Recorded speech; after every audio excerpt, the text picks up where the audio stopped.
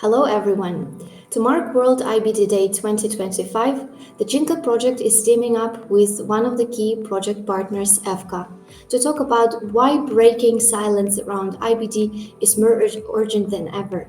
In this interview, Isabella Huff from EFCCA and Vasa, a patient representative, reflect on how taboo and stigma still affect people's living with IBD and what can be done to change that. So, and the first question to you, Isabella, what is EFCCA doing this year to mark World IBD Day? Yes, hello, my name is Isabella Huff and I work for EFCCA, which is the European umbrella organization representing 46 national patient associations for Crohn's and ulcerative colitis. And this year for World IBD Day, we are launching a campaign entitled IBD Has No Borders, Breaking Taboos, Talking About It. Basically, we want to encourage conversations globally about IBD and some of the topics that still seem to be a taboo. And of course, our overall goal is to raise awareness and to create more understanding of the situations of the over 10 million people that are living worldwide with IBD. Thank you, Isabella. And why is it still so difficult to talk openly about IBD, even in 2025?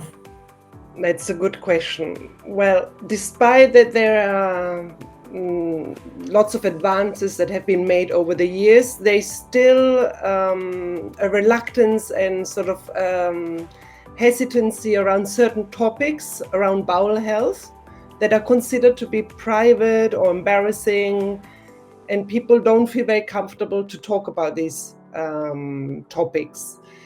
Now, this can be cultural or societal hesitations, but they really prevent open discussions. And this can lead to misunderstanding and to isolations for those living with those conditions.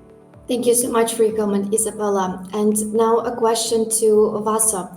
What has been your personal experience when it comes to talking about your IBD symptoms? Thank you, Anastasia. I'm Vaso. I'm the EFCCA Youth Group Coordinator, and I'm also a Crohn's disease patient myself. At first, it was incredibly difficult to speak about it. I felt ashamed and isolated, like I had to hide what I was going through. And talking about symptoms that are often seen as a taboo, like diarrhea, urgency, or fatigue, didn't come easy, especially as a young person trying to live a normal, let's say, life. I was diagnosed quite young, and trying to explain something as complex as and unpredictable as Crohn's disease to people who didn't understand, it was really exhausting for me. Over time, though, I realized that the more open I became, the more empowered I felt. And I started sharing my story publicly, not just for me, of course, but to help others feel seen and less alone. That has become a powerful tool for healing and advocacy too, and I think it's a process of unlearning shame and replacing it with honesty and connection with other people. Thank you. And what kind of impact do you think silence and stigma have on people's mental health and care? Sometimes silence and stigma can be just as damaging as the disease itself. Silence, of course, isolates us, and stigma makes us question our worth, our strength, and even our right to seek proper health care.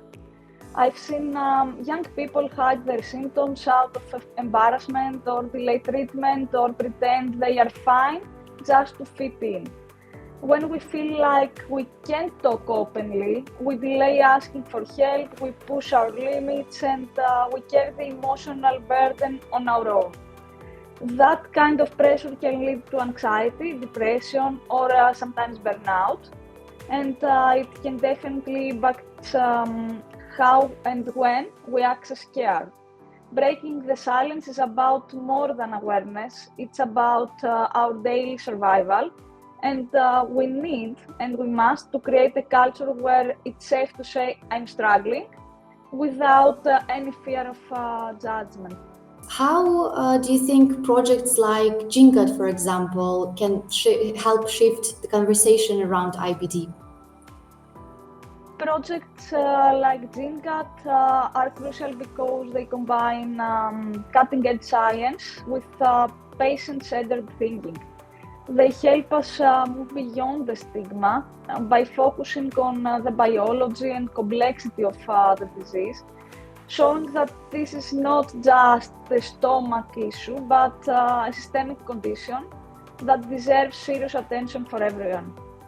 And when patients are involved in research and innovation, it humanizes the data. We are not just numbers in a study, we are voices that help guide the future of care.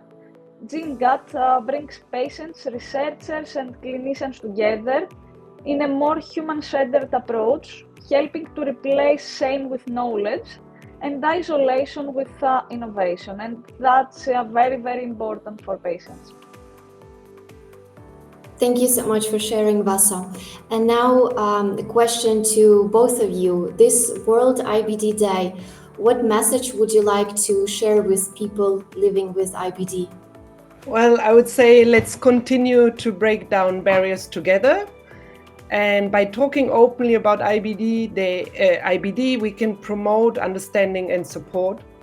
So I would encourage everyone for World IBD Day to commit to open conversations and to show solidarity. This World IBD Day, I want everyone living with IBD to remember that your story matters. Your strength isn't measured by how well you hide your pain, but it's in how you keep going even on the toughest days. And of course, you are not alone and you are not invisible. Your pain, your exhaustion, your resilience, your fears, all of this matters.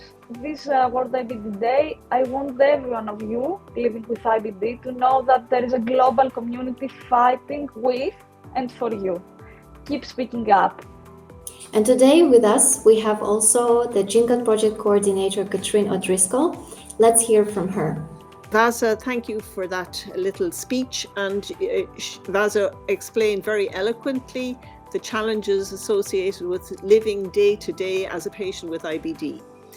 And she also explained to us the challenges when people, especially young patients, get the initial diagnosis for the disease, because they find it very difficult to talk to people about the symptoms and they find it very embarrassing. And Vasa also explained to us the importance of communication and how once she began to talk to people about the disease that she felt empowered and that it boosted her confidence.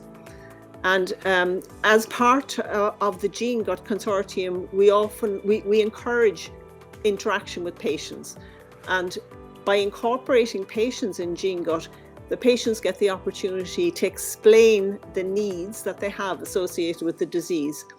And this is very important because it also focuses the researchers involved in the consortium to concentrate on the needs of the patients and to hear the voice of the patients.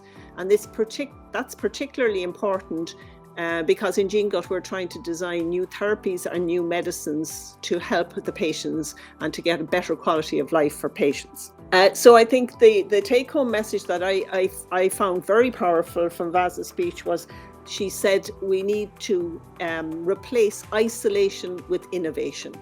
And that to me is actually a very powerful statement. So in conclusion, I'd like to thank Bella and EFCCA, and I want to reinforce their message to commit to more open dialogue. And I want to also reinforce Vasa's message, and that is to communicate to patients that they're not alone, that they need to get their voices out there, and to reassure them also that by engaging in the research through GENEGUT, once research continues, there is definitely hope for the future that we can get better therapies to improve the quality of life of patients with IBD. Thank you.